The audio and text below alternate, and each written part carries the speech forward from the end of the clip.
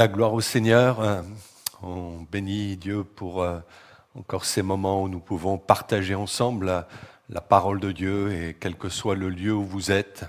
Je crois que le Seigneur peut vous toucher encore en ces instants. J'aimerais vous inviter à suivre une lecture dans l'Évangile selon Luc, au chapitre 21 et au verset 25. Le Seigneur Jésus s'adresse ici à ses disciples et il va leur parler de l'atmosphère qui va régner dans notre monde dans les derniers temps, ces temps qui précèdent son retour. Et tout nous indique que ce retour est imminent.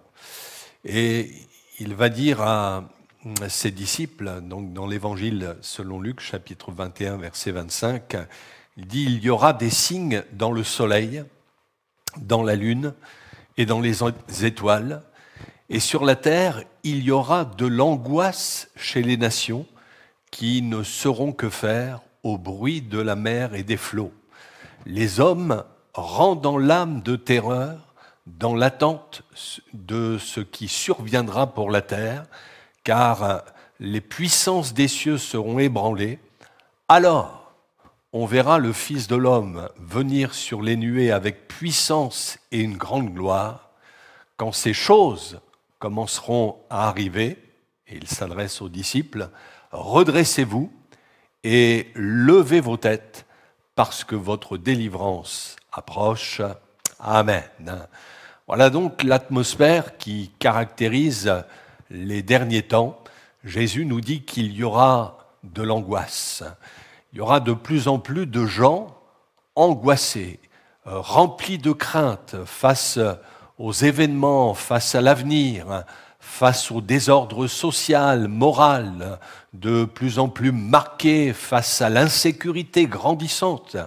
Et il faut reconnaître que ce sont des choses que nous sommes en train de vivre.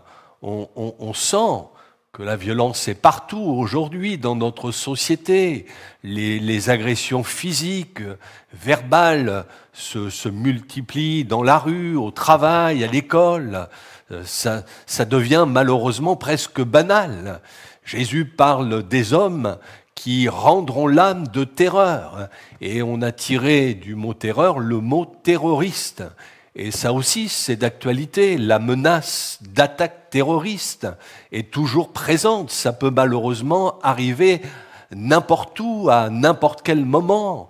Menace de conflits et de guerre, comme c'est à l'heure actuelle en Ukraine. Et puis, il y a aussi tous ces dérèglements climatiques qui se multiplient, apportant leur lot de catastrophes. Oui, Jésus a raison quand il nous dit qu'il y aura de l'angoisse parmi les nations. Nous vivons dans un siècle dominé par l'angoisse et la peur. Et pas étonnant dans ce contexte qu'il y ait tant de personnes justement angoissées, oppressées, stressées, mal dans leur peau, qui sombrent dans la dépression. Vous savez, l'angoisse se définit comme étant une profonde inquiétude qui oppresse, qui serre le cœur. Et combien, et peut-être que vous l'êtes, vous qui nous écoutez, qui sont ainsi pris par moments par de terribles angoisses qui les oppressent, qui font que leur gorge est comme serrée. Bien sûr, on peut tous éprouver de la peur, qui peut même être salutaire pour nous préserver de certains dangers, mais il y a aussi des craintes malsaines, obsessionnelles. D'ailleurs, quand Jésus dit que les hommes rendront l'âme de terreur, dans le texte original, c'est le mot phobo en grec qui a donné en français le mot phobie. Et les phobies, par définition, ce sont des peurs excessives qui nous paralysent, peur de la mort. Il y a des personnes qui ont des angoisses terribles quand ils pensent à la mort. Certains ont peur de la foule. Quand il y a trop de monde, eh bien, ils sont comme oppressés. D'autres ont une peur excessive de la maladie qu'on n'arrive plus à contrôler. Pense à ce fait divers qui a eu lieu il y a quelques années de cela, de cette dame qui s'était occupée pendant plusieurs mois de sa voisine qui était atteinte d'un cancer et qui a fini par décéder. Et quelque temps plus tard, cette dame s'est mise à éprouver des douleurs à plusieurs endroits de son corps et elle s'est rendue compte qu'elle avait presque les mêmes symptômes que sa voisine quand elle est tombée malade au début de sa maladie. Et plus les jours passaient, plus elle était persuadée qu'elle avait elle aussi la même maladie. Et elle était tellement angoissée à la pensée de mourir dans les mêmes conditions de souffrance que sa voisine, qu'elle a fini par écrire une lettre d'adieu à ses proches, leur expliquant qu'elle ne voulait pas finir comme sa voisine, et on a retrouvé le corps de cette femme, noyé. Elle s'était noyée. Et le fait est, c'est que la famille a demandé qu'on fasse une autopsie pour savoir si elle était réellement malade.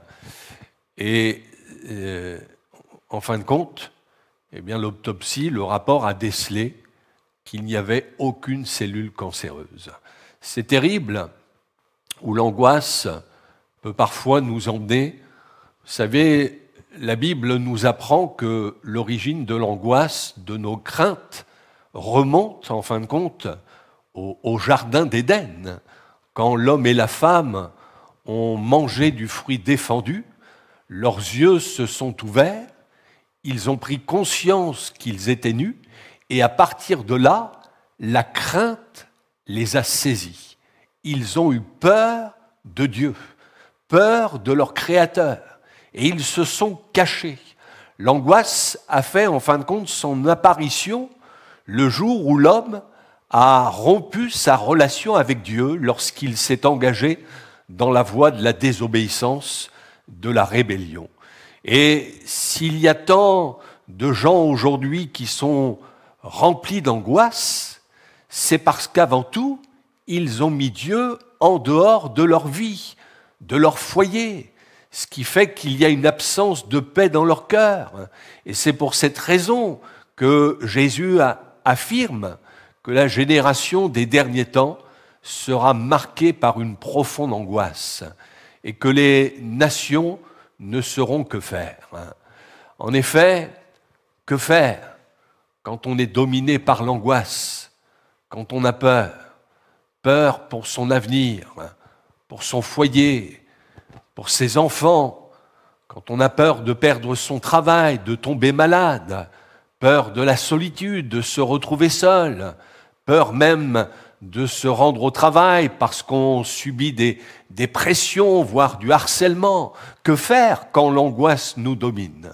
Faut-il prendre toutes sortes de tranquillisants? Bien sûr, nous ne sommes pas contre la médecine, mais il faut bien reconnaître que même si ces médicaments peuvent un peu soulager, guérir, c'est autre chose. En réalité, le vrai remède à nos craintes, nos angoisses, c'est de nous réconcilier avec Dieu au travers du sacrifice de Jésus à la croix. Si l'angoisse a fait son apparition au jour où l'homme a rompu le contact avec Dieu, par sa mort sur la croix, Jésus nous donne la possibilité de rétablir ce contact.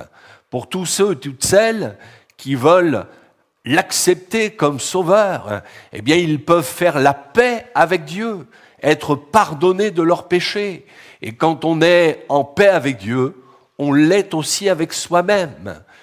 Vous savez, si tant de gens sont angoissés, c'est parce que la paix de Dieu leur fait défaut. Cette paix qui découle du pardon de nos péchés.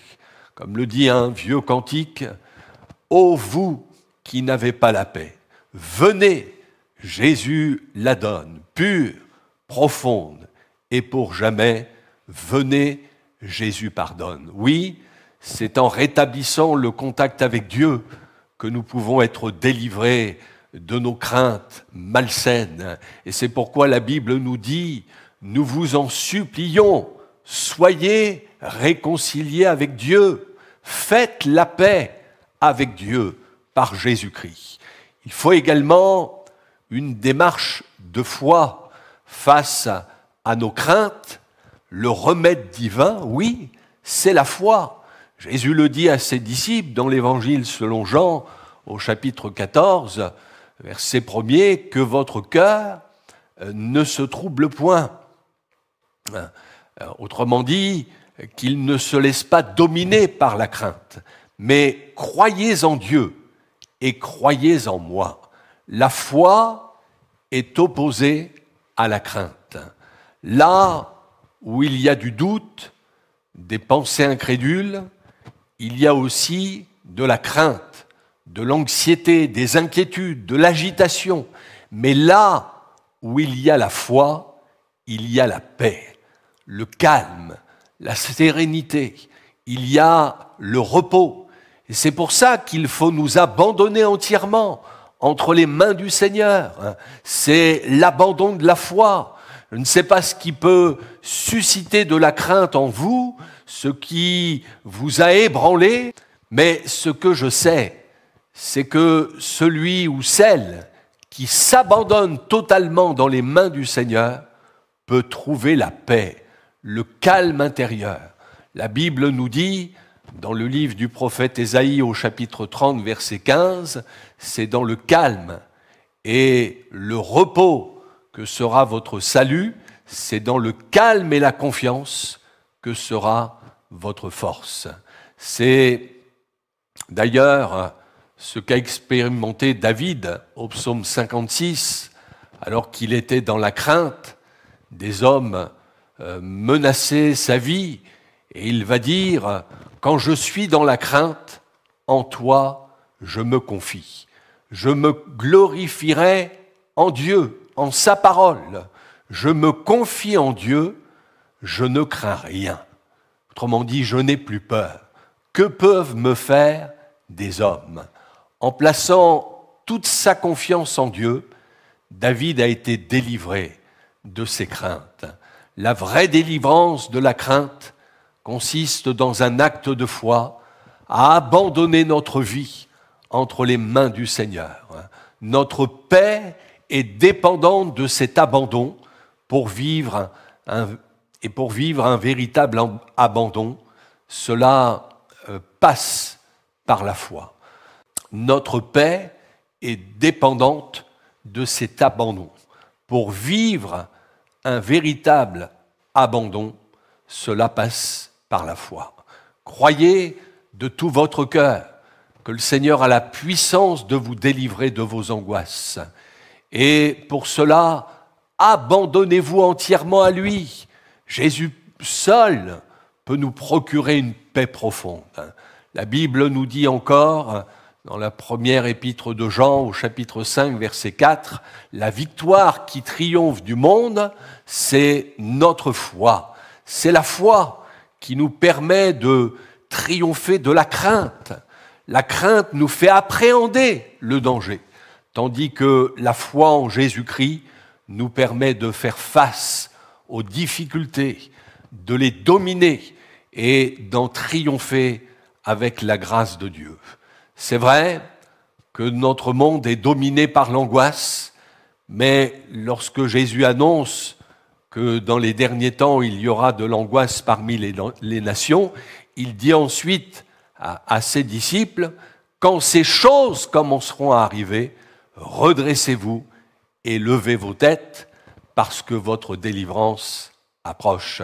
C'est-à-dire que plus le monde sombre dans l'angoisse et le désespoir, et plus ceux qui ont Jésus dans leur vie sont pleins d'espérance et de paix, parce que cela annonce le prochain retour de Jésus, qui vient bientôt enlever les siens. Notre monde va vers le pire, mais l'Église de Jésus va vers le meilleur. Là où règne Jésus, règne la paix, le calme. C'est pourquoi laissons-le régner entièrement sur notre vie, sur notre cœur. Apportons à Jésus nos angoisses, nos craintes, déposons-les par la foi à ses pieds et laissons-le nous envahir de sa paix, de son amour. Oui, dans un monde qui sombre dans l'angoisse, en Jésus, nous pouvons être pleins d'espérance. À lui soit toute la gloire. Amen. On va se recueillir et prier le Seigneur.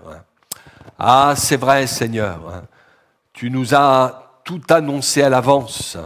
C'est vrai, Seigneur, que les temps dans lesquels nous sommes sont marqués par l'angoisse. Mais nous croyons que ces temps aussi sont, pour ceux et celles qui se tournent vers toi, peuvent être des temps pleins d'espérance, des temps de paix, des temps de joie en toi. Et je te prie, Seigneur, pour tous ceux et toutes celles qui ont entendu ce message, je te prie pour ceux qui sont sous l'emprise d'une crainte malsaine, obsessionnelle, qui sont tenus par l'angoisse, eh bien qu'ils puissent par la foi saisir ce que tu as accompli pour eux à la croix du Calvaire. Ah, je veux proclamer la victoire sur leur vie, et qu'en ces instants ils soient délivrés de leurs angoisses, que la paix de Dieu soit répandue dans leur cœur. Seigneur, comme David qui pouvait dire « Je m'écris, loué soit l'Éternel, et je suis délivré de mes ennemis », eh bien, nous pouvons dire nous aussi « Loué soit Jésus-Christ », et nous sommes délivrés de nos craintes, de nos angoisses. Oh, merci de bénir ta parole. À toi toute la gloire, Jésus. Amen.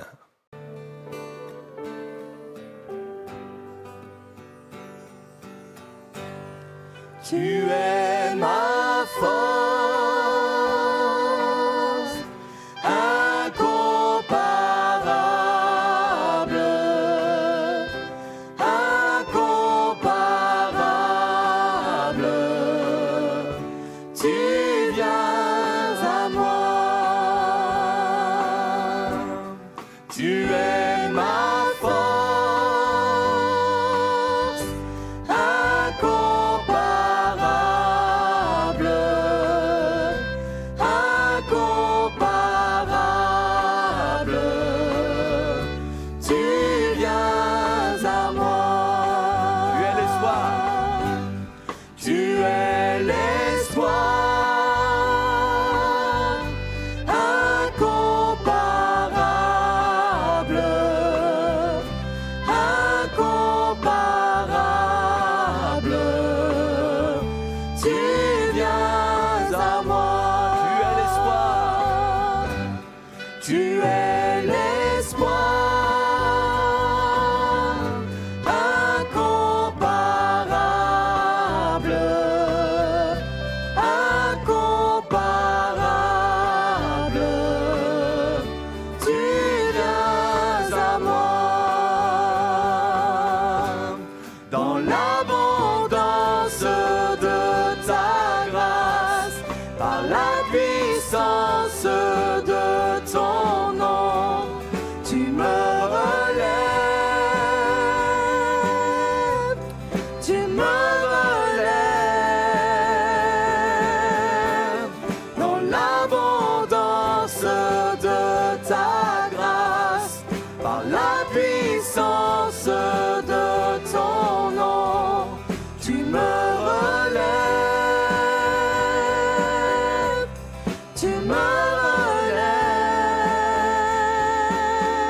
Amour divin, amour divin, inébranlable, intarissable. Tu viens à moi. amour divin,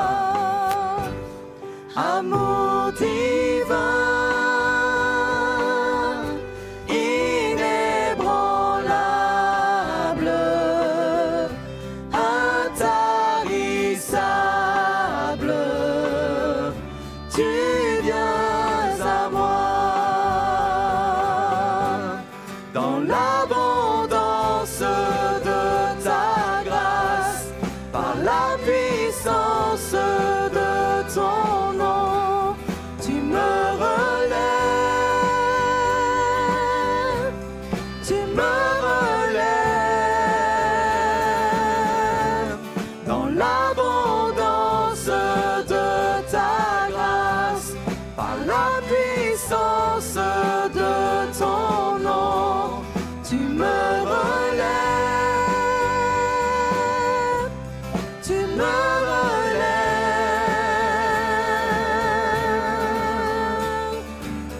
Ta bonté, Seigneur, s'élève jusqu'aux cieux.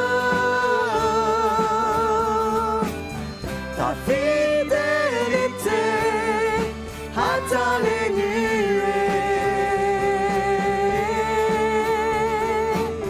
Ta bonté, Seigneur, s'élève jusqu'aux cieux. Ta fidélité atteint les nuées.